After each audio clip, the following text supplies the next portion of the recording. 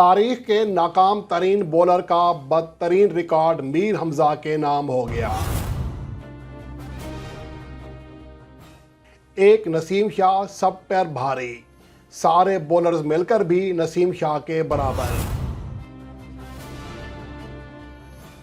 ممکنہ اسکواڈ سے ڈراپ ہو جانے کے بعد شرجیل خان کی پہلی ٹویٹ سامنے آ گئی، دعاؤں کی ضرورت۔ دسمبر 2022 کا پلیئر آف دی منتھ کون ہوگا؟ بابر اعظم بھی شارٹ لسٹ کر دیے گئے۔ دسمبر 2022 کے ٹاپ پلیئرز کا تفصیلی جائزہ۔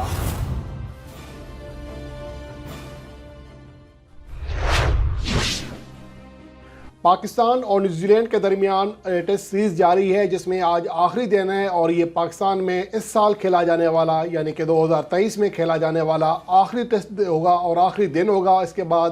وائٹ بال کے میچز ضرور ہوں گے، لیکن رواں سال پاکستان میں مزید کوئی ٹیسٹ میچ نہیں ہونا۔ تو بہرحال اس سیریز کے اختتام کے ساتھ میر حمزہ، جن کا کم بیک ہوا 2018 کے بعد، وہ ایک بدترین ریکارڈ اپنے نام کرنے میں کامیاب رہے ہیں۔ کامیاب تو نہیں کہیں گے اس کو، بہرحال ان کے نام ہو گیا ہے، اور وہ یہ ریکارڈ ہے کہ سب سے زیادہ گیندیں پھینکی ہیں فی وکٹ کے لیے، جسے ہم بولنگ اسٹرائک ریٹ کہتے ہیں۔ 222 گیندیں پھینکی ہیں فی وکٹ کے لیے۔ اب تک 3 ٹیسٹ میچز کھیلے ہیں اور اس میں صرف 2 وکٹیں حاصل کر سکے ہیں، اور فی وکٹ کے لیے 132 رنز دیے ہیں، اور یہ ایوریج کے اعتبار سے بھی اور اسٹرائک ریٹ کے اعتبار سے بھی پاکستان کے بدترین بولر بنے ہیں، جن بولرز نے اپنے ٹیسٹ کیریئر میں کم از کم 400 گیندیں یعنی لگ بھگ 59 اوور کرائے ہوں، ان میں یہ سب سے بری کارکردگی ہے۔ اس سے پہلے یہ اعزاز جو ہے معین خان کے بھائی ندیم خان کے پاس تھا۔ اعزاز تو نہیں کہیں گے، یہ بدتر ریکارڈ تھا۔ اس نے 216 گیندیں پھینکی تھی فی وکٹ کے لیے،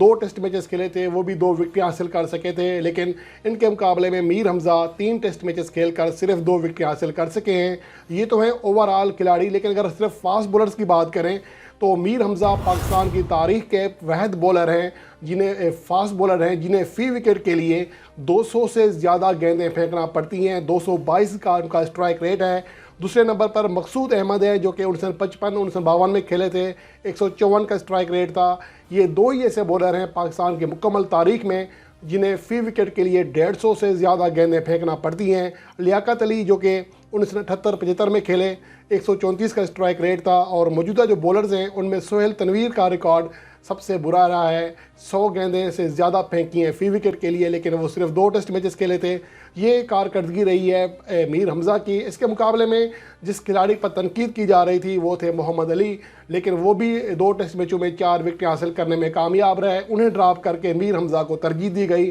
لیکن میر حمزہ نے تاریخ کا بدترین ریکارڈ اپنے نام کر لیا ہے۔ اور اس کے علاوہ پاکستان کے فاسٹ بولر نسیم شاہ سب پر بھاری ثابت ہوئے ہیں۔ ویسے تو ہمارے جو سلیکٹرز ہیں، ہمارے جو ماہرین ہیں، وہ زیادہ یہی کہہ رہے ہیں کہ ہماری جو پچز ہیں وہ ہماری شکست کی بڑی وجہ ہیں، لیکن میرا شروع سے یہی موقف ہے کہ ہمارے جو پیس بولرز ہیں ان کی کارکردگی کا جو لیول ہے وہ زیادہ خراب ہے، اس لیول کی کارکردگی نہیں دکھا سکتے، ان کی اہلیت نہیں ہے، اور اسے نسیم شاہ نے یہ بات ثابت بھی کر دی ہے۔ اگر ہم دسمبر 2022 سے جو سیریز کھیلی گئی ہے، 5واں ٹیسٹ میچ کھیلا جا رہا ہے، اگر اس میں نتائج دیکھیں تو پاکستان کے فاسٹ بولر میں نسیم شاہ نے اکیلے نے 9 وکٹیں حاصل کی ہیں، اور ان 4 سے 5 ٹیسٹ میچوں میں جو پاکستان کے مجموعی دیگر تمام بولرز ہیں ان کی مل کر بھی وکٹیں 9 سے زیادہ نہیں ہیں، جن میں محمد علی نے 4 وکٹیں حاصل کی، وہ ڈراپ ہو چکے ہیں۔ اس کے بعد محمد وسیم جونیئر نے 2 وکٹیں حاصل کی، حارث رؤف، حسن علی اور میر حمزہ صرف ایک وکٹ حاصل کر سکے ہیں۔ ان تمام بولرز کی وکٹوں کا مجموعہ بھی 9 ہے، جو کہ نسیم شاہ کے آئین برابر ہے، اور اگر محمد علی کو نکال دیا جائے جو کہ ڈراپ ہو چکے ہیں، نیوزی لینڈ کے خلاف ٹیسٹ اسکواڈ میں شامل نہیں ہیں، تو دیگر جو موجودہ بولرز ہیں ان کی جو مجموعی وکٹیں ہیں صرف 5 بنتی ہیں، جو کہ لگ بھگ آدھی ہیں نسیم شاہ کے مقابلے میں۔ اس سے اندازہ لگایا جا سکتا ہے کہ ہمارے بولرز کی خاص طور پر جو ہمارے پیسرز ہیں ان کی اہلیت کیا ہے، اور اس کے حوالے سے جو ہماری پالیسی ہے اس کے اوپر بھی سوال نشان ہے۔ ہمارے جو سلیکٹرز ہیں، ہماری جو مینجمنٹ ہے، ان کے اوپر بھی سوال نشان ہے کہ وہ کیسے کھلاڑی سلیکٹ کر رہے ہیں جن کی کارکردگی آپ کے سامنے آ چکی ہے۔ اور اس کے علاوہ شرجیل خان، جنہیں نیوزی لینڈ کے خلاف ون ڈے سیریز کے ممکنہ اسکواڈ میں شامل کر لیا گیا تھا، لیکن بعد میں انہیں ڈراپ کر دیا گیا، اور عبوری چیف سلیکٹر شاہد افریدی کا اس حوالے سے کہنا تھا کہ نجم شیٹی کی جانب سے اپروول نہیں ملی، جس کی وجہ سے شرجیل خان کو ہم نے مین اسکواڈ میں نہیں رکھا۔ تو اس کے حوالے سے گزشتہ روز بتا چکا ہوں کہ کتنا دوگلا پن ہے نجم شیٹی کا، جو کہ محمد عامر کے لیے تو کوشش کر رہے ہیں، ان کے لیے الگ قانون ہے، ان کے لیے سزا بھی معاف ہے، لیکن شرجیل خان کے لیے الگ قانون ہے۔ حالانکہ جو پاکستان ٹیم کو موجودہ وقت میں جو اصل ضرورت ہے وہ محمد عامر سے کہیں گنا زیادہ شرجیل خان کی ہے۔ چلیں وہ ایک الگ ٹاپک ہو گیا، گزشتہ ویڈیو میں بتا چکا ہوں، دوبارہ بات نہیں کرتے اس کے اوپر۔ تو اس کے حوالے سے جو پہلی ٹویٹ سامنے آئی ہے شرجیل خان کی، وہ یہ آئی ہے کہ وہ دبئی سے روانہ ہو رہے ہیں تاکہ وہ بنگلہ دیش پریمیئر لیگ کے لیے جو وہاں 3 میچز کھیلیں گے کھلنا ٹائٹنز کی جانب سے۔ انہوں نے کہا کہ دعاؤں کی ضرورت ہے، انہوں نے اپنے مداحوں سے ایک مخاطب ہوتے ہوئے کہا ہے۔ شرجیل خان کا سب سے اچھی چیز یہ ہے کہ جب سے وہ پاکستان ٹیم سے نکالے گئے ہیں یا دوبارہ ان کا پابندی ختم ہوئی ہے، ایک موقع ملا، دوبارہ نہیں کھلایا جاتا، کیمپ میں نہیں بلایا جاتا، فٹنس ٹیسٹ کے لیے بلا کر واپس بھیج دیا جاتا ہے، لیکن انہوں نے کبھی بھی سوشل میڈیا پر یا میڈیا پر آ کر پاکستان کرکٹ بورڈ کے کسی افیشل کے خلاف، کسی کے خلاف آج تک کوئی بات نہیں کی ہے۔ لیکن دوسری جانب محمد عامر نہ صرف سابق جو ہمارے عہدیداران تھے، کوچ تھے، ہیڈ کوچ تھے، بولنگ کوچ تھے، ایون کہ پی سی بی کے چیئرمین تھے رمیز راجہ، سب کے خلاف بولتے رہے ہیں، حتیٰ کہ اب وہ بابر اعظم کے خلاف بھی بول جاتے ہیں اور اس طرح کی باتیں کرتے رہتے ہیں، لیکن اس کے باوجود انہیں پروٹوکول ملتا ہے۔ لیکن دوسری جانب اگر شرجیل خان جو کہ ابھی تک چپ ہیں، انہوں نے خاموشی سادھی ہوئی ہے، وہ پاکستان کرکٹ کی مزید کوئی بدنامی نہیں چاہتے، اگر وہ چپ ہیں تو بجائے اس کے کہ اس کے ساتھ اچھا سلوک کیا جائے، ہمارے ہاں الٹا نظام ہے، ہم اس کھلاڑی کو مزید دبا رہے ہیں جو کہ ہر موقع پر خاموش رہتا ہے، اور اس حوالے سے ان کا ابھی تک کوئی رد عمل سامنے نہیں آیا۔ لیکن جس طرح کے حالات چل رہے ہیں ان کو بھی کچھ نہ کچھ اب رد عمل دینا پڑے گا۔ جس طرح کہ میر حمزہ نے لاسٹ ٹویٹ کی تھی جب ان کو اسکواڈ میں شامل نہیں کیا تھا، تو انہوں نے ایک آیت جو ہے وہ شیئر کی تھی جس میں کہا تھا کہ صبر کرنے والوں کے ساتھ اللہ ہے، اللہ مجھے صبر دے، تو اس کے فوری بعد انہیں شامل کر لیا گیا تھا۔ اب لگتا ہے یہ کہ اب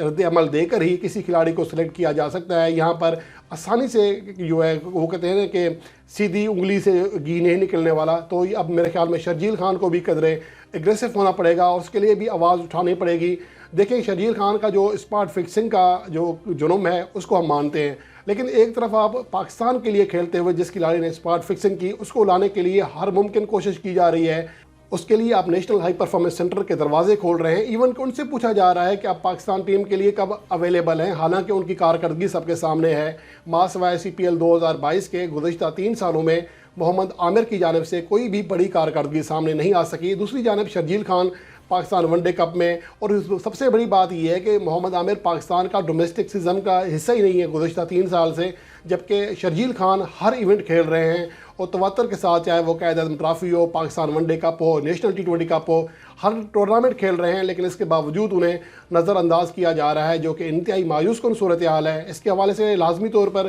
آواز اٹھانا پڑے گی سابق جو پلیئرز ہیں ان کو بھی، اور خود شاہد افریدی جو کل اچھی بات کر چکے ہیں اور سابق جو بتا چکے ہیں واضح طور پر کہ اس کی سلیکشن نہ ہونے میں جو کردار ہے وہ کس کا ہے، تو ان کو بھی آواز اٹھانی چاہیے، جو دیگر لوگ ہیں ان کو بھی آواز اٹھانی چاہیے۔ اگر محمد عامر کے لیے عام معافی ہے تو پھر شرجیل خان کے لیے کیوں نہیں ہے؟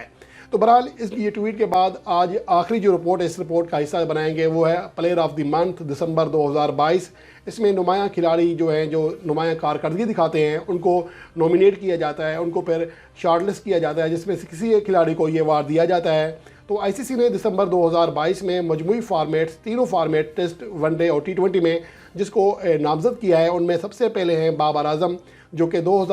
دسمبر 2022 میں تمام فارمیٹس میں سب سے زیادہ رنز بنانے والے بیٹر تھے۔ وہ واحد بیٹر تھے جو کہ 500 رنز کی حد پار کرنے میں کامیاب رہے، 8 اننگز کے لیے 523 رنز بنائے، 161 رنز کی شاندار اننگز کے لیے 2 سنچریاں اور 3 ففٹیاں بھی بنائیں، جبکہ 65 سے زیادہ ایوریج رہی ان کی۔ اس کے علاوہ دوسرے نمبر پر ہیں ہیری بروک، جنہوں نے پاکستان کا جو ٹور کیا اس میں شاندار کارکردگی دکھائی، 5 اننگز کے لیے 3 ٹیسٹ میچز کی 3 سنچریاں اور 1 50 بنائی، شاندار بیٹنگ فارم میں دکھائی دی ہے، 468 رنز بنائے، 93 کی ایوریج رہی ہے اور 93 ہی کا ان کا اسٹرائک ریٹ رہا۔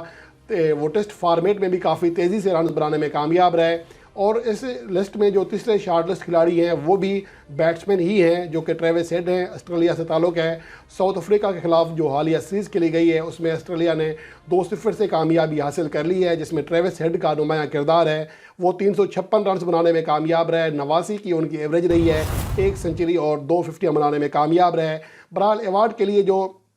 سب سے زیادہ سخت مقابلہ ہوگا وہ بابر اعظم اور ہیری بروک کے درمیان ہوگا۔ اگر ہیری بروک کی کارکردگی دیکھیں تو بابر اعظم کے مقابلے میں زیادہ شاندار ہے، 3 سنچریاں ہیں صرف 5 اننگز میں، 1 50 پلس اننگز ہے۔ 93 رنز فی اننگز کی ایوریج سے کھیلے ہیں، جبکہ بابر اعظم نے 65 کی ایوریج کے ساتھ رنز بنائے ہیں۔ اب دیکھنا یہ ہے کہ دسمبر 2022 کا بہترین کھلاڑی کسے چنا جاتا ہے۔ اب تک کے لیے اتنا ہی۔ آنے والی ویڈیو میں کسی نئے ٹاپک کے ساتھ آپ کی خدمت میں حاضر ہوں گا۔ تب تک کے لیے اللہ نگہبان۔